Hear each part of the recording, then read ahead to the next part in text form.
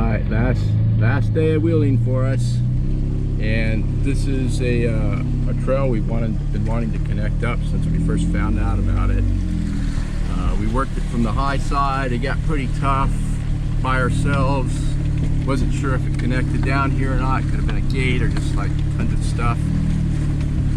So we approached it, turned around, came up from the bottom, and it's just a big rain. This is actually the road/creek, but this is how it goes. So we're pretty close to making a connection. If we have a connection, we will have a beautiful West Virginia impassable road that we've connected up. Haven't seen a lot of side-by-side traffic on this. Now, the community that we came into, it's a mountain hauler community with a lot of highly, pretty densely packed in there. We had some big trees that fell on the approach road in, so we cleaned that off for the community, and a number of cars were sitting there waiting for us to do that. They came out and helped, so it was pretty cool. I love being around West Virginians. They're cool people. I hope this image stabilization works as well as they advertise here. All right, leaving the road for a little bit, but it looks like we're just gonna get right back on it again. Just saying that this is, we've got some more wheeling planned, a couple hours before we have our 5-hour, 6-hour drive home. But even if we do nothing else today, this little adventure has just been awesome. Good way to end a trip.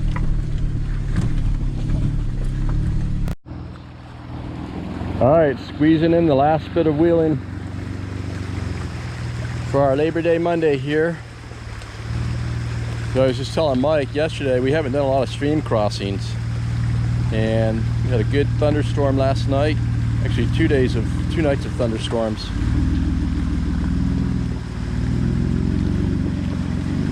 Not bad at all. There's our road.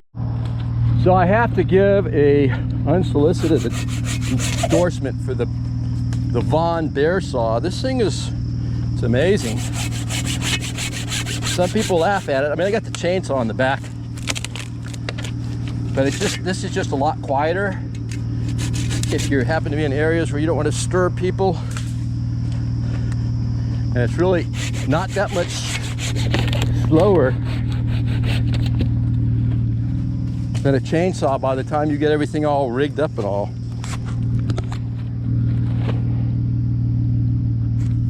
All right, so cleared our tree up front again and ready to go. Again, the trick is to try to stay in the rut as much as possible.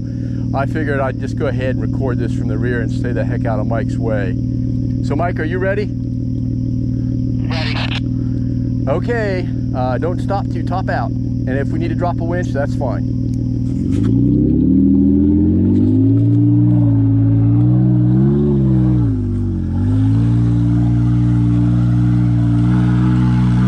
Yeah, baby, yeah.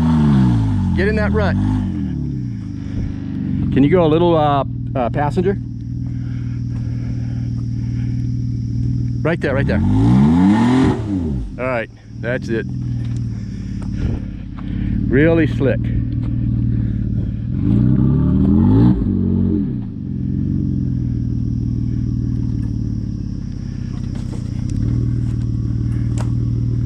Perfect. You're right on the lip of it.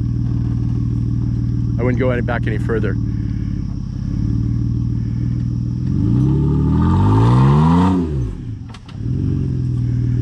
You're actually still looking pretty good still. Alright, you want to try one more time? Just back up slightly.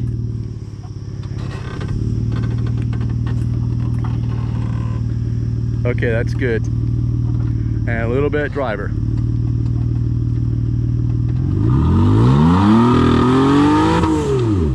You made progress, but let's throw the winch out.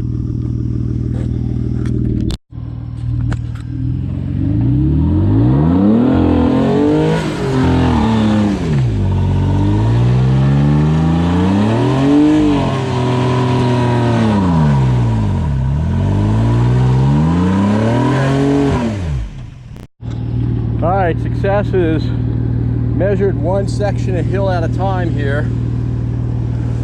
So one of the things we've learned from speed winching in our various competitions is it doesn't make sense to reel it all the way in. If we know we're going to be in a Winchfest day, we just pull the rope out in advance and keep it here. And this will be good enough. And then we'll wrap the tree saver around it too. All right, so we've made our link up. We still have to run a winch line, but 2 weeks ago, I guess, I made it to this point, actually that same hill that Mike's climbing now, and then turned around at the base. And it was dry then, and it was still pretty slimy. So we're gonna drop our anchor point right here. And I'm not a big fan of these stinging nettles here. And it's wet, so I'm gonna get in there and clean this thing out. That's good enough for now. All right.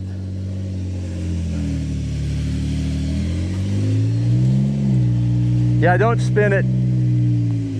And stay a little driver till you get in the rut.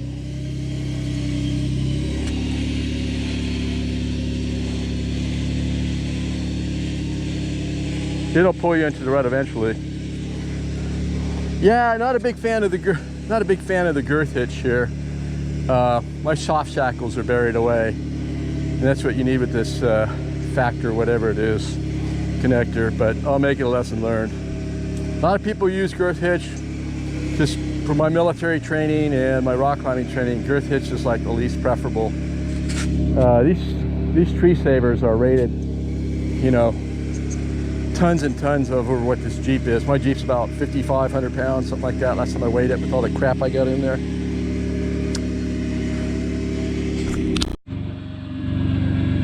Yeah, I know some of you wheelers are probably wondering, like, man, you really can't get up that? I'm telling you, I do a fair amount of wheeling. This stuff is slick. This trail, which will remain nameless, is not going to give it up in this wet weather. You can bring it forward a little bit more. And since we're at the end of our winch line here, we're going to have to reposition. So lesson learned for us here. It's not a good thing to run your winch, run your Jeep all the way to the anchor, but as soon as Mike puts the brake on and lets off on the winch line, he slides back. So lesson learned on this. Yeah, I don't know if you see that or not. This is going to be fun. How do you reposition a winch line when it's under tension? So how did we get out of this dilemma? When I left you, the winch line was under tension and it was sliding back. So how do we reposition the winch when the line's under tension? So what we did is we did spin a little groove in the mud, and we just cocked the wheels hard driver as far as we could get. And the divot we're in and just the plowing effect of the wheels is keeping us stationary, but just a little bit. And honestly, this is going to be risky when we back up here, because if Mike decides to slide, he's going into the woods, and it would be a full-scale recovery then. All right, so time is of the essence. Okay, that mile-long section of trail took us probably 2 hours to do. We did a lot of winching out. I mean, what did we winch for? Probably a half mile? Quarter mile? Quarter mile was 400 meters. I'm going to say we winched for probably 400 meters. Lots of stuff coming down on us too. But we made it out. Actually, I don't know how I did it, but I got a knot in my winch line. So that's going to be fun getting out, or I'm going to have to cut it out. And it's a shame because that's a brand new master pull too. Oh well, you want to play, you got to pay.